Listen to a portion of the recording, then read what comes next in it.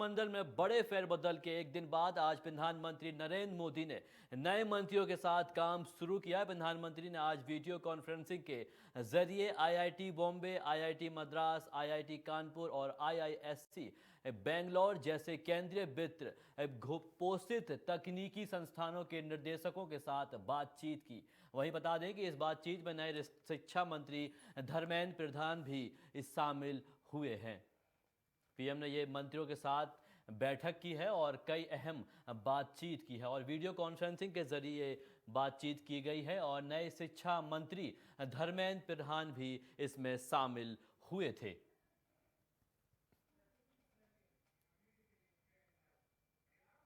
प्रधानमंत्री नरेंद्र मोदी के मंत्रिमंडल विस्तार के बाद जिन मंत्रियों की नई जिम्मेदारियां मिली हैं उन्होंने अपना आज से कार्यभार संभालना शुरू कर दिया है। बता दें कि जॉन बराला ने केंद्रीय अल्पसंख्यक कार्य राज्य मंत्री का कार्यभार संभाला है। इस दौरान केंद्रीय अल्पसंख्यक कार्य मंत्री अपना अली अब्बास भी मौजूद, मुख्तार अब्बास नकवी भी मौजूद रहे हैं। वहीं जो किसान रेड्डी ने संस्कृति और केंद्रीय मंत्री हरदीप सिंह पुरी ने पेट्रोलियम और प्राकृतिक गैस मंत्री का कार्यभार संभाला है।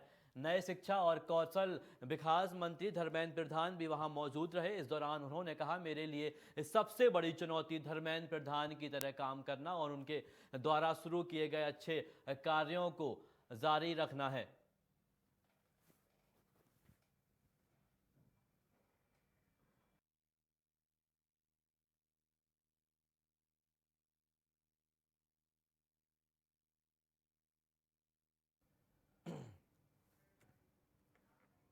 कांग्रेस नेता मनीष तिवारी ने मोदी कैबिनेट विस्तार को लेकर पीएम का निशाना साधा है। उन्होंने कहा है, प्रधानमंत्री को लगता है कि जो उनकी पार्टी के कार्यकर्ताओं हैं वे सरकार नहीं चला सकते हैं, बाबूशाही की सरकार चला सकती है, जिससे एक चीज साफ तौर पर झलकती है कि इस सरकार में प्रतिभाओं की कमी है। और साथ ही उन्होंने पंजाब में चल रहे कांग्रेस के आपसी तनाव पर भी कहा है कि पंजाब में राजनीतिक संकट नहीं है और कांग्रेस अखंड है और मजबूती से चुनाव लड़ेगी। अगर किसी व्यक्ति को अपना कोई एजेंडा है और वो एजेंडा ट्विटर या किसी और माध्यमिक से चलाना चाहते हैं तो अखिल भारतीय कांग्रेस कमेटी के पदाधिकारियों को इसे बहुत गंभीरता से लेना होगा।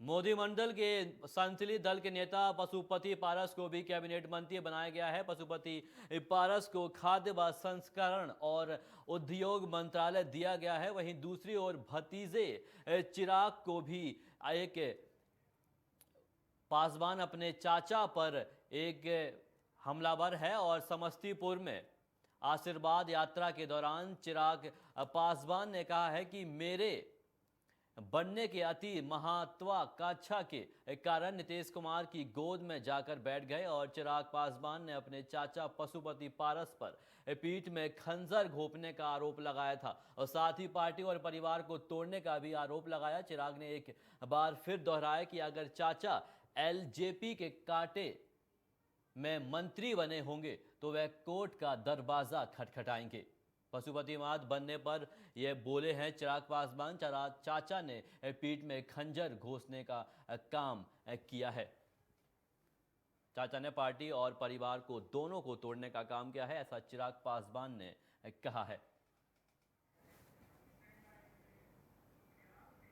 हिमाचल प्रदेश के पूर्व सीएम बीरेंद्र सिंह 88 साल की उम्र निधन हो गया है। बीरेंद्र भद्र सिंह निधन पर राष्ट्रपति रामनाथ कोविंद, पीएम नरेंद्र मोदी समेत देश भर के तमाम बड़े नेताओं ने शोक जताया है। वहीं पीएम मोदी ने ट्वीट कर कहा है कि वीरभद्र सिंह जी का लंबा राजनीतिक जीवन था, उसके पास लंबा प्रशासनिक और विधायी अनुभव था। उन्होंने हिमाचल प्रदेश में महत्वपूर्ण भूमिका निभाई और राज्य के लोगों की सेवा की। उनके निधन से दुखी हूं। उनके परिवार और समर्थकों के प्रति संवेदना और शांति।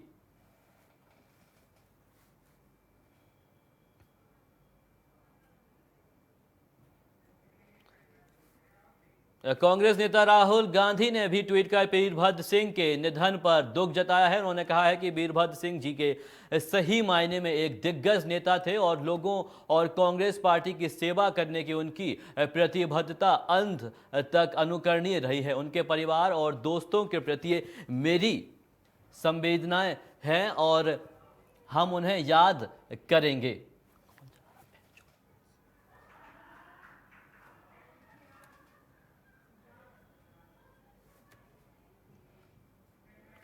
उत्तर प्रदेश में ब्लैक प्रमुख के चुनावों को लेकर हलचल जारी है। गुरुवार को नामांकन दाखिल करने के दौरान प्रदेश के अलग अलग जिलों में जमकर हंगामा हुआ है। उत्तर प्रदेश के सीतापुर में गुरुवार को नामांकन के दौरान राउंड फायरिंग की और नामांकन पत्र न मिलने को लेकर दो पक्षों में बवाल हो गया है। जानकारी के मुताबिक बीजेपी और निर्दलीय प्रत्याशियों का समर्थकों से भिड़ंत हुई है, जिसके बाद फायरिंग की गई। इसमें एक युवक समेत कुल 3 लोग घायल हुए हैं, जिन्हें लखनऊ रेफर किया गया है और नामांकन के दौरान ये सब बवाल पुलिस के सामने ही हुआ है, जिसके बाद ब्लॉक में भगदड़ की नौबत आ गई और गुस्साए समर्थकों ने अब NH-24 पर जमा एक जाम लगा दिया। बता दें कि ये पूरा मामला सीतापुर के कमलापुर थाना क्षेत्र में कसमड़ा ब्लॉक का बताया जा रहा है।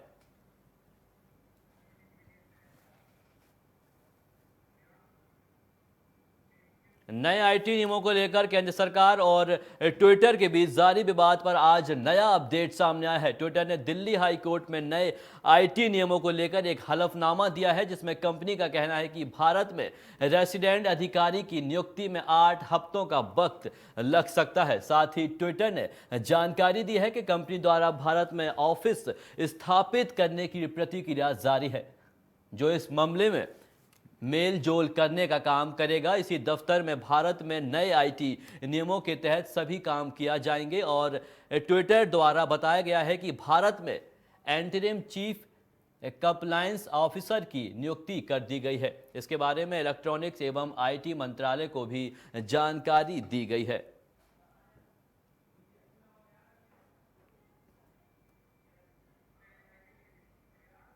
फेसबुक द्वारा दिल्ली विधानसभा की कमेटी के एक समन के खिलाफ दायर याचिका पर गुरुवार को सुप्रीम कोर्ट ने अपना फैसला सुनाया है। सुप्रीम कोर्ट ने अपने आदेश में कहा है कि दिल्ली विधानसभा की शांति और सौहार्द समिति के पास ये पूरा अधिकार है कि वह फेसबुक के अधिकारियों को किसी मसले पर समन कर सकें। सुप्रीम कोर्ट ने कहा है कि समिति के पास सवाल करने का अधिकार है, लेकिन वह कोई सजा नहीं सुना सकती है। इसी के साथ सुप्रीम कोर्ट ने यह भी कहा कि दिल्ली विधानसभा की कमेटी द्वारा भेजे गए समन को रद्द करने से इनकार कर दिया है। यानी अब फेसबुक के 22 प्रेसिडेंट अजीत मोहन को दिल्ली विधानसभा की कमेटी के सामने पेश होना है। कमेटी के पास दिल्ली हिंसा में फेसबुक के रोल और उसके प्लेटफॉर्म के लिए गए इस्तेमाल को लेकर सवाल करने का अधिकार है।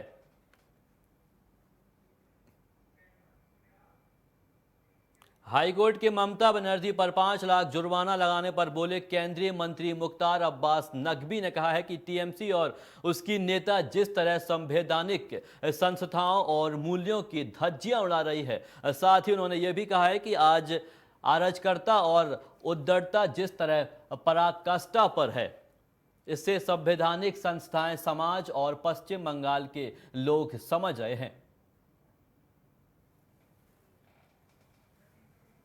आपको बता दें कि मुख्तार अब्बास ने एक तंज कसा है ममता बनर्जी पर और इस पर मूल्यों की धज्जियां उड़ाई है, संस्थाओं और मूल्यों की धज्जियां उड़ाई हैं। और साथ ही उन्होंने ये भी कहा है कि अराजकता और उद्दंडता जिस तरह पराकाष्ठा पर है, इससे अवैधानिक संस्थाओं, समाज और पश्चिम बंगाल के लोग समझ रहे हैं।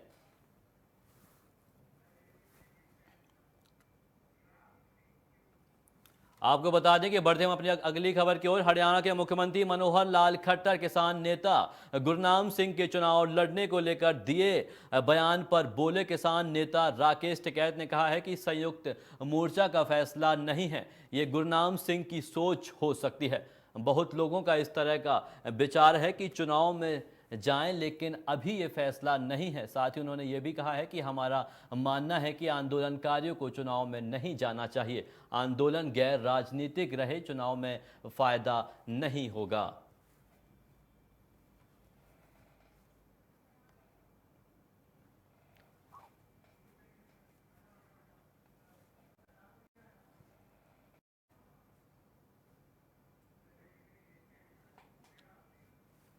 दिल्ली एनसीआर के लोग लंबे समय से मानसून का इंतजार कर रहे हैं। दिल्ली में गर्मी फिलहाल अपने चरम पर है। आज दिल्ली के लोगों को कुछ राहत मिल सकती है। भारतीय मौसम विभाग के मुताबिक आज शाम दिल्ली में मौसम करवट लेगा। तेज हवाओं के साथ ही बल्कि हल्की बारिश होने की संभावना जताई जा रही है। मौसम विभाग ने पूरे सप्ताह के लिए येलो अलर्ट जारी किया है। ये 9 जुलाई को भी राज्य में हल्की बारिश के साथ तेज हवाएं चलने के आसार हैं। वहीं मौसम विभाग के अनुसार 7 से 15 जुलाई के बीच देश के पूर्वी और मध्य भागों में चक्रवाती हवाओं का क्षेत्र आगे बढ़ेगा। अगले 3-4 दिनों के पश्चिमी उत्तर प्रदेश, दिल्ली, पंजाब, हरियाणा और राजस्थान में अच्छी बारिश होने की संभावना जताई जा रही है। आपको बता दें कि दिल्ली में इस हफ्ते बारिश होने की संभावना है और 7 से 15 जुलाई के बीच देश में पूर्वी और मध्य भागों में चक्रवाती हवाओं के साथ बारिश हो सकती है। अगले 3 से 4 दिनों में पश्चिमी उत्तर प्रदेश, दिल्ली, पंजाब, हरियाणा और राजस्थान में अच्छी बारिश होने की संभावना जताई जा रही है।